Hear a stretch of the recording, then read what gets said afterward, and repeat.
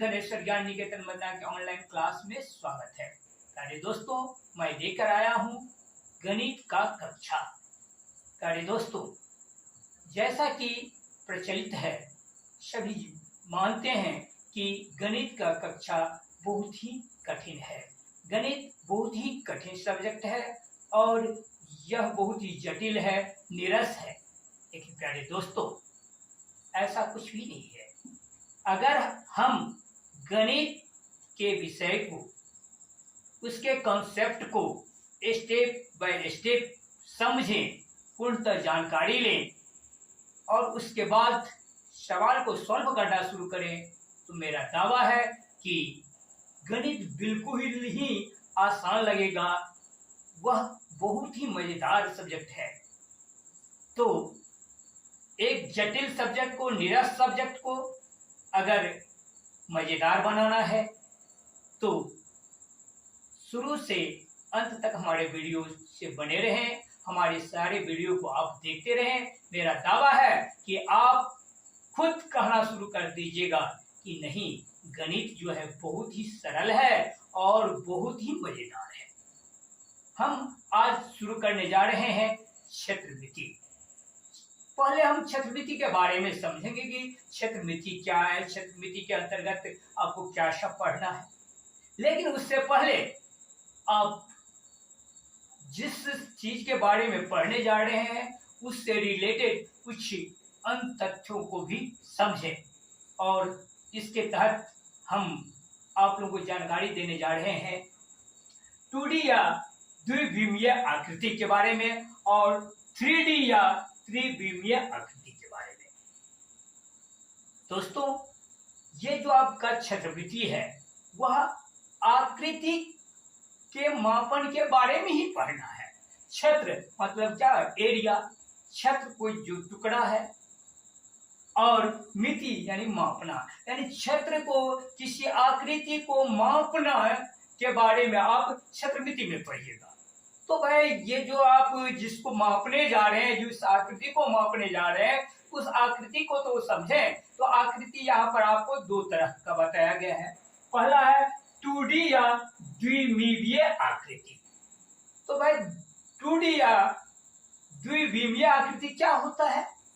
तो कह रहा है जिस आकृति में केवल दो विमाएं यानी केवल दो आयाम हो। कहने का अर्थ ये हुआ कि जिस आकृति में सिर्फ लंबाई और चौड़ाई हो, क्या हो? लंबाई और चौड़ाई हो, उसमें ऊंचाई नहीं हो, तो उसको आप क्या कहेंगे? द्विविमीय आकृति कहेंगे। द्विविमीय आकृति का क्या गुण है? इसका सतह जो होता है वह समतल होता है, सपाट होता है। द्विविमीय आकृति का सतह क्या होता है? सपाट होता है। जब उसको आप एक बार देखिएगा तो एक बार में आपको सिर्फ उसका एक ही सतह दिखाई देगा, उसके सारे पूर्ण भाग को नहीं देख पाइएगा। तो इस आकृति को आप क्या कहिएगा? द्विविमीय आकृति कहिएगा। ऐसे आकृति का सिर्फ परिमाप और क्षेत्रफल निकाला जा सकता है, आयतन नहीं निकलता है। तो भाई, ये ऐसा द्विविमीय आकृति क्या है? तो द्विविमीय आकृति के तहत आता है वृत्त आता है, चतुर्भुज आता है, त्रिभुज आता है। जैसे देखिए यहाँ पे ये क्या है? त्रिभुज है। ये तीन भुजा से घिरा हुआ क्षेत्र क्या? ये त्रिभुज है। इसको अगर आप देखते हो तो क्या होगा? सिर्फ इसका एक ही पार्ट दिखाई देगा, क्योंकि इसमें क्या है? लंबाई और चौड़ाई है। इसका ऊंचाई नहीं है, मोटाई नहीं है। इसमें दो ही बीमा है, एक लंबाई और एक चौड़ाई। जैसे आप देखिए चतुर्भुज है।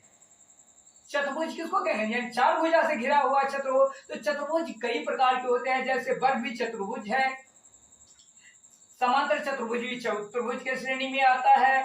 ये आपका आयत जो है वो भी चतुर्भुज के श्रेणी में आता है। तो कोई भी चतुर्भुज हो अथवा कोई भी त्रिभुज हो या फिर आपका वृत्त हो, तो इसमें क्या होता है? एक समय में आप उसके एक ही सतह को देख पाइएगा। ये ऊपर वाला सरफेस देखते हैं, ये क्या है? प्लेन है, सपाट है। इसको एक बार में आप ऊपर वाले पार्ट को देख रहे हो और जब नीचे वाला पार्ट देखना होगा तो क्या आपको फिर पलटना होगा। यानी एक समय में आप इसके यानी द्विविमीय आकृति का सिर्फ एक पार्ट देख सकते हो, एक ही भाग को देख सकते हो, उसके पूरे भाग को नहीं देख सकते हो। इसमें क्या खासियत होता है, तो इसमें लंबाई होता है और चौड़ाई होता है, उसका यानी ऊंचाई कुछ भी नहीं होता है। तो उसको क्या कहिएगा आप, द्विविमीय आकृति कहेंगे, यानी 2D शेप कहेंगे।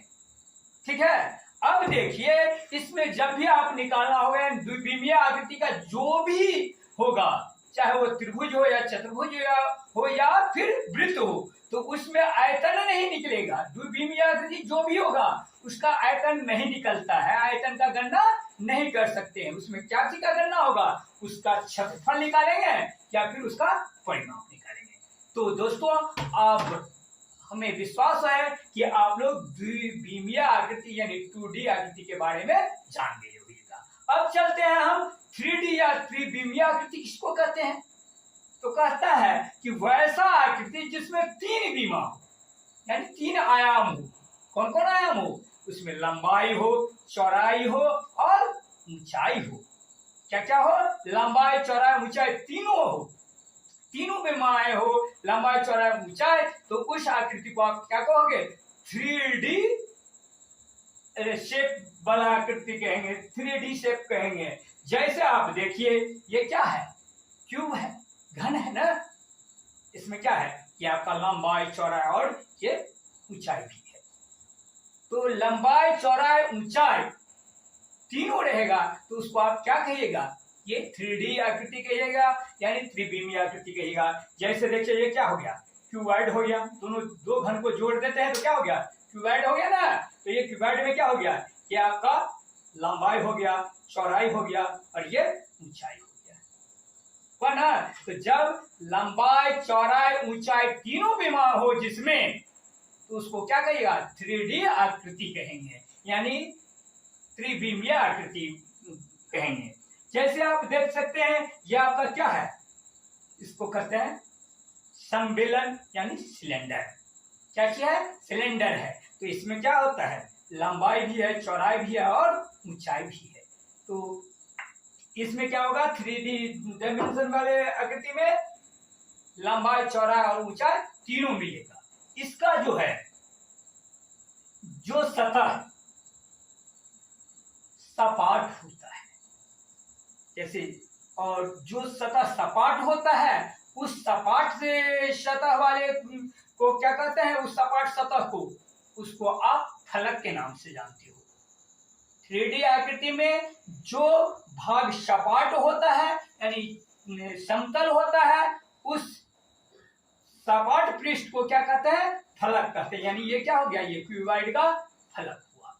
और जब दो फलक जिस पॉइंट पर जिस जगह मिलता है उसको आप क्या कहते हो, किनारा। जैसे ये सतह सपाट सतह और ये वाला सपाट सतह कहाँ, इस पॉइंट पे मिल रहा है यहाँ पे, तो इसको क्या कहेंगे, किनारा कहेंगे, एज कहेंगे। समझ रहे हैं ना। तो 3D डायमेंशन में यानी त्रिविमीय आकृति में जो सतह सपाट होता है उसको क्या कहते हैं, फलक। और जहां पर दो फलक आपस में मिलता है उसको क्या कहते हैं, किनारा कहते हैं। और जब तीन फलक तीनों साइड का सपाट सतह यानी तीनों फलक जिस पॉइंट पे मिलता है उसको आप क्या कहते हो, शीर्ष कहते हो। तो इस पॉइंट को क्या कहेंगे, शीर्ष कहेंगे। ये आपको त्रिविमीय आकृति वाले जितने भी वस्तु मिलेगा उसके पूरे भाग को आप एक ही नजर में देख सकते हो। जैसे देखो क्यूब है, इसके सारे सतह को आप एक बार में देख सकते हो। और ये जो त्रिविमीय आकृति होता है उसमें कौन कौन चीज का गणना किया जा सकता है, इसमें क्षेत्रफल विज्ञान का गणना हो सकता है, परिमाप का गणना हो सकता है और साथ ही साथ आयतन का भी गणना होता है।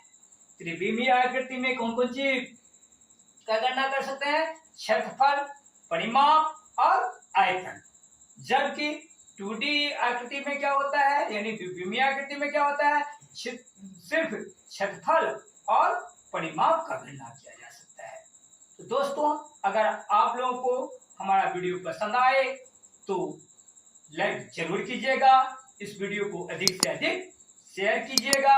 और हाँ, अगर आप हमारे चैनल पर नए हैं तो शिव धनेश्वर ज्ञान निकेतन चैनल को सब्सक्राइब कर लें